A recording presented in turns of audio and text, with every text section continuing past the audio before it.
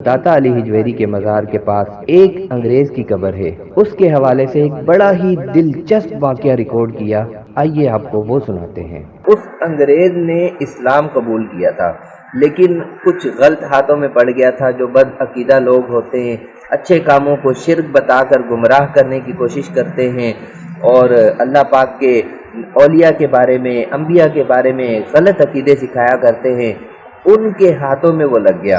اس انگریز نے جو ہے وہ قرآن پاک میں یہ واقعہ پڑھا کہ آصف بن برقیہ نے پلک جھپکنے میں جو ملکہ بلقیس کا تخت لایا تھا، آخر کیسے لایا تھا؟ انگریز نے ان لوگوں سے یہ سوال کیا کہ بھائی مجھے بتاؤ تو صحیح، مجھے تعلیم تو دو ذرا کہ یہ تخت کیسے آیا۔ تو وہ ٹال مٹول کرنے لگے، صحیح سمجھا نہیں پا رہے تھے، کیونکہ واقعی اولیاء کا منکر جو ہوگا وہ کیسے اس کو اچھے انداز میں سمجھا سکتا ہے کہ واقعی کسی کو سمجھ آ جائے۔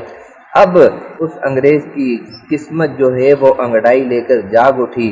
لاہور اس کا آنا ہوا۔ داتا دربار کے قریب سے جب یہ لوگ گزر رہے تھے تو یہاں اس کی نظر پڑی کہ لوگ یہاں پر حاضری دے رہے ہیں، دعائیں کر رہے ہیں، التجائیں کر رہے ہیں اللہ پاک کی بارگاہ میں ان کے صدقے میں۔ تو اس نے جب انہی لوگوں سے کہا کہ یہ کیا ہو رہا ہے یہاں پر، تو انہوں نے کہا نہیں نہیں یہاں پر شرک ہو رہا ہے، لیکن اس کی قسمت میں جو ہے وہ بدلنا لکھا ہوا تھا، عاشق رسول بننا لکھا ہوا تھا۔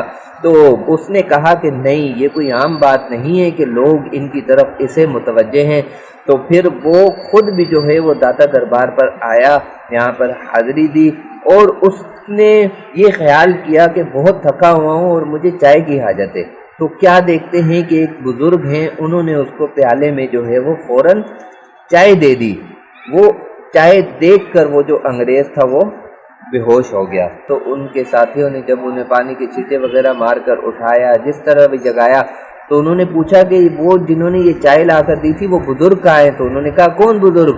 انہوں نے پھر یہ بات بتائی کہ میں یہاں پر اس بزرگ کی قبر مبارک کے پاس آیا تھا، میرے دل میں یہ خیال آیا کہ میں نے چائے پینی ہے، چائے دیکھ کر بھی میں بے ہوش نہیں ہوا، اچانک میرے چائے سامنے آ گئی۔